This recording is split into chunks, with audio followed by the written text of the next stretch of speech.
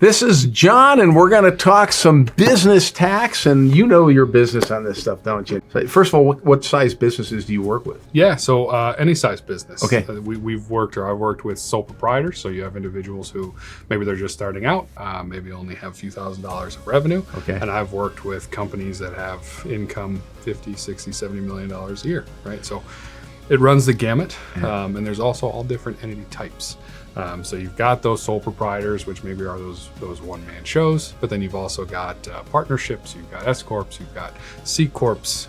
There's a lot of different entities that exist, and a lot of things that we can do to kind of plan and get some tax strategy. Do you ever advise on like what would be better for them, SLLC or whatever? Yeah, so that's something that we do very, very frequently. Okay. And so one of the things that people, kind of the first misconception is that an LLC, it's a legal classification, but it's not a tax classification.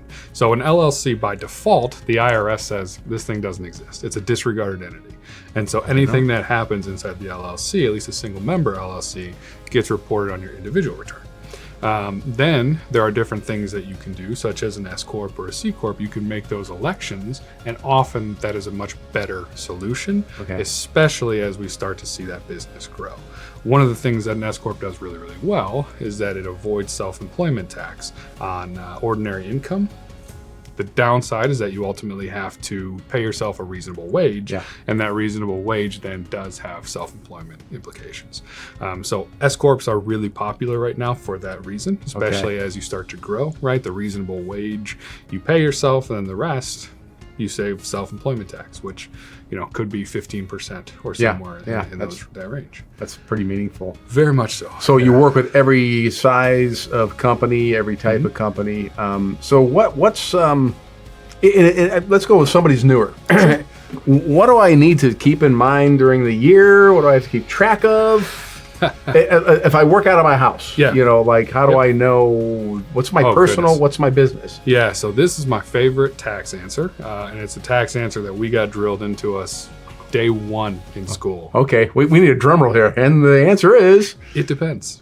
It always depends, right? So as far as, if you're just starting out, you're working from home, right? Things that you need to kind of take into consideration are, what are you paying for your home office? Are you paying yourself rent, right? That may then have a deduction component there. What other expenses do you have? Do you have a bookkeeping software? Are you using something like a QuickBooks? Are you using the Office suite? Are you using any other types of technology? Did you purchase a computer, right? There are so many different types of expenses that most people don't think of, and we can save some real money in taking a look at those. Well, can I ask then, if I start working with you, how do we begin? Yeah, so the first thing that we'll do is make sure that if you don't have a legal entity, so if you don't have an LLC, that you get one, right? And that is just to make sure that you're protected in the event that something catastrophic happens, right? There's a separation there between your personal assets and the entity itself, right? So that's probably the first thing that we do. We'll then register with the Secretary of State so that they know that we're doing business in the state of Ohio. And then from there, it depends, again, on what kind of business we're looking at. So if it's a personal services business, right, where we're going to be doing things either remotely or perhaps, we don't have a physical, tangible item to sell, then we'll start looking at what is that physical service from an accounting perspective. What expenses are associated with it? So then do we have expenses for software, startup costs? Do we need to hire an attorney to draw up contracts or something along those lines? Are there other expenses associated maybe with vehicles or retirement plans, things that we're looking at or that we can kind of grow into?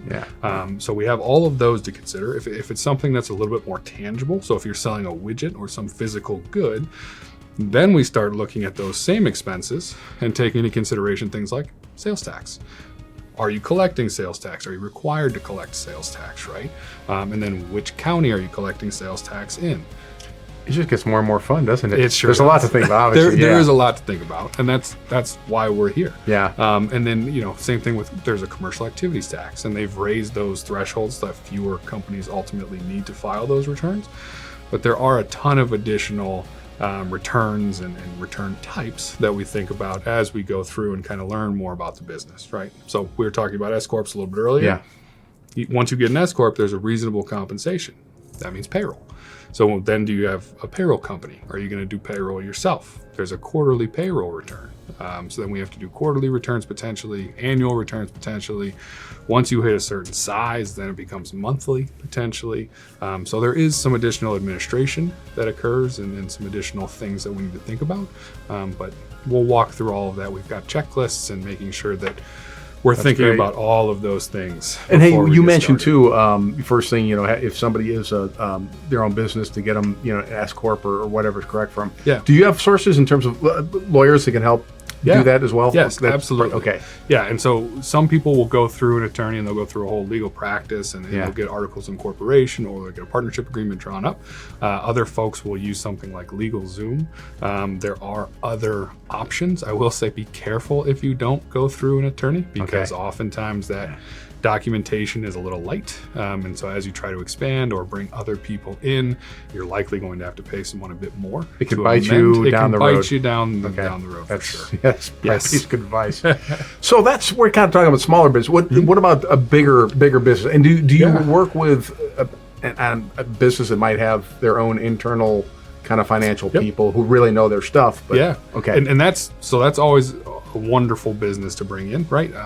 Probably the most expensive piece or the most time-consuming piece is going to be getting those books in order. So when you're working with a company that has a dedicated bookkeeping function or a dedicated financial function, then it's just asking questions and making sure that they're on the right track or that they're classifying something correctly. And when it comes time to actually prepare the returns, that process is generally quite a bit smoother.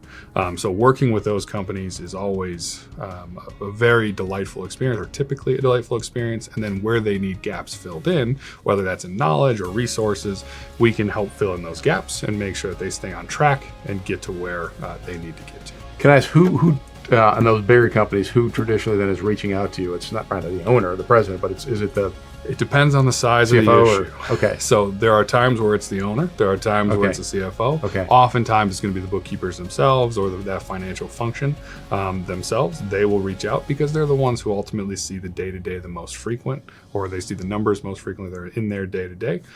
So they'll generally have a much better idea of the environment, especially if it's a QuickBooks or something along those lines. They'll know the environment better. They frequently are the ones reaching out.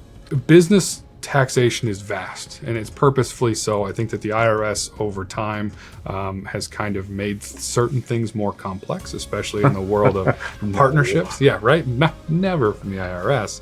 And so partnership taxation can become very, very complicated very, very quickly. I always recommend, especially if you're looking at either buying a partnership interest or selling a partnership interest, to at least have someone take a look at the financials, get a good sense of what either the valuation is, whether or not there's going to be any kind of a termination, whether or not we have the potential to maybe step some assets up in basis, right? And so those are all very complicated things that should be looked at to ensure that you're protected based on the value of the company and ultimately then what you're going to purchase. And that's from a strategy viewpoint. Do folks come to tell you, hey, listen, we're thinking about doing, or might be thinking about doing this in 2 or 3 years. Even that, folks use you that way too. Yep, and the earlier we can do it, the better. I think that anything that we're talking about valuations, trying to rush those valuations is where mistakes happen, right? Because then you've got a party who's interested in selling, and so they start saying, well, if you don't figure it out by next week or next month, we're going to go somewhere else. And that's where, something gets missed because there's a time crunch. And so the earlier we can start making those plans, the better. Now, obviously, those things, you can't always plan for it. Opportunities present themselves. So we do work on those time crunches very frequently. But the more time we have, the better. And you mentioned the IRS is always changing the rules and making things. So, if you're my guy and have been, do we have some sort of meeting at the beginning of the year, or where you go, hey, here's what's coming down the road? That's going to affect your business? I mean, how do we integrate, or how do you help me, or at least those once. New changes? And so the goal, right, is if we're preparing a business return, we know what those financials look like. Our goal is to help you on the individual side as well. So we may have a planning session for the business, but then we're also going to have planning sessions ideally for the individual return as well, to ensure that we're cohesive. Right? making sure that if we're taking a health insurance deduction, we're making sure that's getting to payroll, it's being recorded appropriately so that we can take it on your individual return, because that's something that we see missed fairly frequently. And so you have a lot of deductions like that, which there's quite a bit of integration or play between the business and the individual. So we want to make sure that we stay on top and that we're planning and meeting regularly to ensure that we don't miss something. Well, it's probably very good to have somebody like yourself who knows his stuff and sees it, understands it, sees it come down the pike. Yeah. Yes. We certainly like to think so. What if there's anybody watching this and a business? What more could you tell them? Just one last thing of why they should consider consider your firm. Don't put real estate in an S corp. Really? Okay. Well, it's one of those things where it's really hard to get out effectively. Really? So oftentimes, real estate. It's generally, again, I rarely say the words always and never. It's tax. There's exceptions to every rule, and then there's exceptions to those rules about exceptions, right? But generally speaking, real estate and S corps is a little bit more difficult to get out than it would be if it was in a partnership or even a C corp. And C corps I know are scary because people hear about double taxation. The good news is that since the Tax Cuts and Jobs Act, that C corp rate has dropped quite a bit. It's gone down to 21% flat rate. And so now taking money out, depending on what your marginal rates are, what your tax rates look like, taking money out is not nearly as scary as it once was. Well, I'm still scared thinking about it. Anyway, John, thanks so much. Sure. Appreciate all the insight. And hey, if you need somebody for your business, Pulito Consulting Group.